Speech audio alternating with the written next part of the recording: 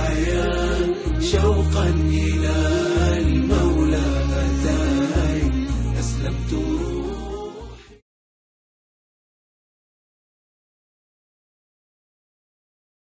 أعوذ بالله من الشيطان الرجيم. بسم الله الرحمن الرحيم. الحمد لله رب العالمين والعاقبة للمتقين والصلاة والسلام على رسوله محمد وآله وأصحابه أجمعين. أما بعد. Assalamu alaikum qarindoshlar. Biz bugun Ma'alim Sunnah an-Nabawiyya, ya'ni hadis ko'rsatmalari nomli kitobning birinchi qismi, ya'ni aqida qismining 6-bobi. Yine şu kitabın 20. hadisini ders qilamiz. Yine şu men mata alal kufri dakhalal cennet. Yine qandaq bir adam kufrlik holatda dunyodan ketgan bo'lsa, bu odam do'zaxga kiradi degan bab. Mushu bab haqida to'xtalamiz. Bu haqda Oysha Ummul Mu'minin radhiyallohu anhadan rivoyat qilingan bir hadis var.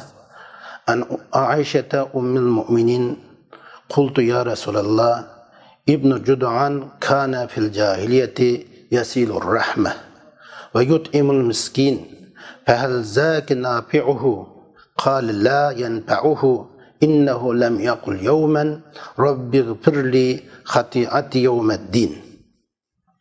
Aisha radhiyallohu anhadan rivoyat qilinadi ki Aisha radhiyallohu anha mundaq degan: "Men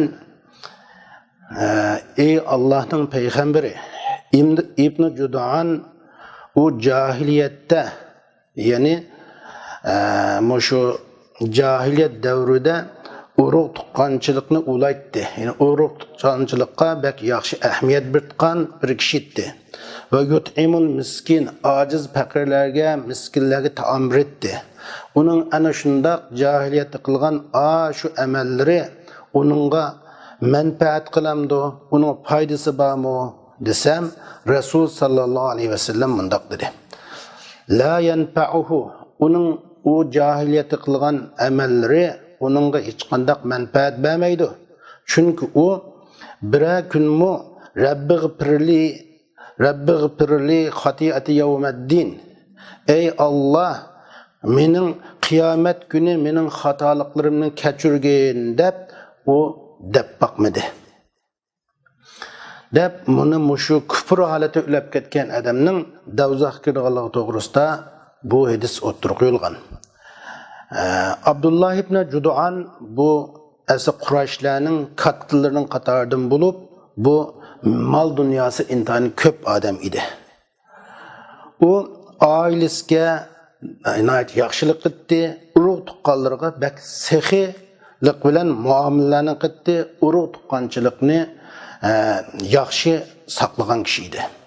Mehmonlarni hurmatlaydi, fakir miskinlarga nihayati mehribon edi, ularning hojatlarini qandaydi. Bu kafir holatda ülep ketken, iman etmey ülep ketken ve Ayşe radhiyallahu anha Allah subhanahu ve ta'ala'nın "Ellezine keferu ve saddu an sabilillah adalla a'malahum" degan sözünü ayetin okuganda yine Allah subhanahu ve ta'ala'nın "Ve kadimna ila ma amelu min amelin feca'alnahu haba'an mensura" degan ayetin okuganda andın Resulullah sallallahu aleyhi ve sellem'din yukarı soğanı soğan. Yine Allah subhanahu ve ta'ala'nın ki Sure Muhammed'nin 1. ayetinde "Ellezine keferu ve saddu an sabilillah" kafir bo'lgan, Allah subhanahu ve ta'ala'nın barlık birligi iman etmagan, Allah'ın yoludan insanlarını tosqan bundaq adamlarning amallerini Allah subhanahu ve ta'ala bika qilib o'tdi degan bu oyat-i karimni o'qiganda yine Allah subhanahu ve ta'ala'nın biz o iman etmagan adamlarning qilgan barliq yaxshi amallarga onun maqsad qilgan vaqtimizda biz ularning barliq qilgan yaxshi amallarni chang tuzanga aylantirib o'tamiz degan Allah subhanahu ve ta'ala. Mushu oyat-i karimni o'qiganda Ayşe radhiyallohu anha Abdullah ibn Judu'an to'g'risida savol so'rab, "Ya Rasululloh, ibn Judu'an kana fil jahiliya." Ya'ni usli payg'ambar bo'lib kelishning oldida nayt urug' tuqqanchilikni yaxshi tutgan, miskinlarga tamoq bergan kishi edi. Buningki bir foydasi bormi deb so'ragan. Endi jahiliyat deb atilishi bu yerda payg'ambar sallallohu alayhi vasallam payg'ambar bo'lib kelishning oldingi davrlarni ko'rsatib turadi. U davrlar jahiliyat davri deb atilishi chunki bu davrda insonlarning jaholati, bilimsizligi ko'p bo'lganligi uchun jahiliyat deb atalgan. Endi mushu davrda ibtijadan u urug' tuqqanlarga yaxshilik qiladigan, miskinlarga tamoq bergan kishi bo'lg'achqa pahal zak nafi'uhu aşı qilgan amallari u musulmon bo'lmay ketgan bo'lsa-mu, dunyoda yaxshilik qilib ketgachga qiyomat kuni ashuning uningga foydasi bormi deganda payg'ambar sallallohu alayhi vasallam ya uning hech qanday foydasi bo'lmaydi degan. Payg'ambar alayhisalom kullu tilkal a'mal la yanfa. Ashuning barliq qilgan yaxshi amallari iymon etmay ketgachga uning hech qanday foydasi bo'lmaydi, manfaat qilmaydi. Chunki lam yaqul yawman rabbighfir li xatiyati yawmiddin. U bir kunmi ey Allah mening xatoliklarımni qiyomat kuni kechirgin deb baqmagan. Ya'ni u Allohga iymon etmagan, oxirat kuniga iymon etmagan, tirilishni tasdiqlamagan, o'lgandan keyin tirilishni tasdiqlamagan. Shunga kim mushu o tirilishni tasdiqlamagan odam o'lgandan keyin tirilib Allohning dargohiga hisob qilishni uni tasdiqlamagan odam kofir. Kofir bo'lganligi uchun uning hayot vaqtida qilgan amallari uningga hech qanday manfaat bermaydi degan.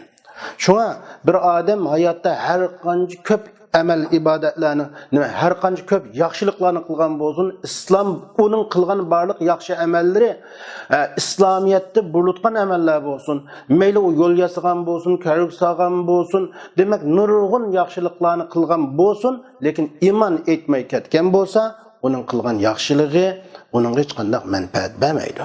Endi bu hadisdan xulosalab ko'ramizki, kofir agar musulmon bo'lsa, uning kufurlik davrida qilgan yaxshi amallari uningga foydasi bor. Lekin kofirlik davrlarida nurg'un yaxshilikni qilibdi, vafot teyib ketishdan burun iymon etgan bo'lsa, bu uning kufurlik davrida qilgan salih amallari uningga manfaat qiladi, foydasi bo'ladi deganni bu hadisdan ko'ra olamiz. Ikkinchi birisi, ammo kufurlik holatda o'lib ketgan bo'lsa, salih amal qilgan bo'lsa-mu, u amallar uningga hech qanday foydasi bo'lmaydi degan mazmunni bu hadisdan xulosalab olamiz. Yana mushu babda kufurlik holatda o'lib ketgan odamga odam jahannamga kiradi degan bu vaqtdagi ikkinchi hadisimiz Muaviya ibn Abi Sufyan radhiyallohu anhudan bayon qilingan hadis. An Muaviya ibn Abi Sufyan قال سمعت رسول الله صلى الله عليه وسلم يقول كل ذنب عسى الله أن يغفره إلا الرجل يقتل المؤمن متعمدا أو الرجل يموت كافرا. Yani Muaviya ibn Abi Sufyan radhiyallahu anhu rivayet qilinib o mundaq degan, men Rasul sallallohu alayhi vasallamning mundaq deganligini angladim. Allah subhanahu va taala har qanday bir gunohni kechirishi mumkin. Allah subhanahu va taolaning har qanday gunohni kechirishi umid qilinadi, lekin bir mu'minni qasddan o'ldirgan kishining gunohi kechirilmaydi.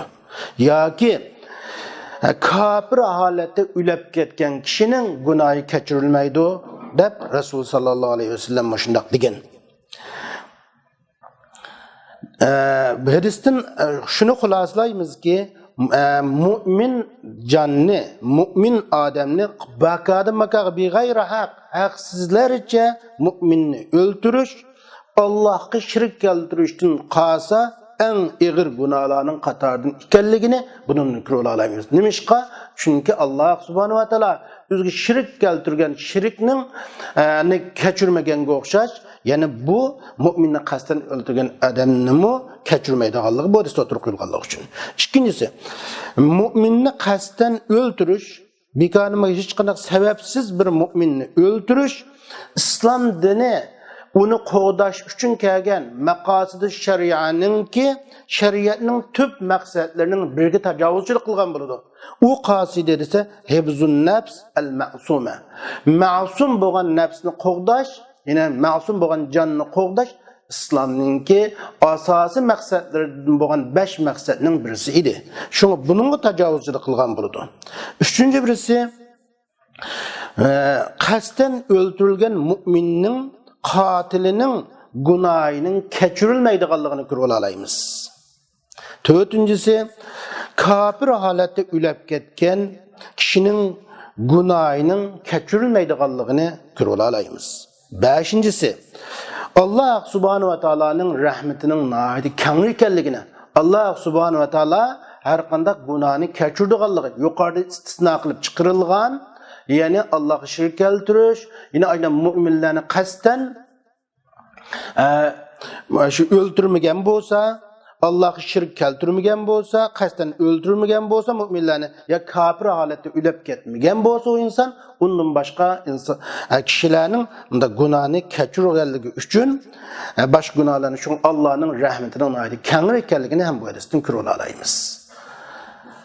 Allah subhanahu wa taala hemimizni muşundaq bir cinayetlerge çıp qilishdan saqlasun, dünyada iman bilen ketgili nasip qilsin.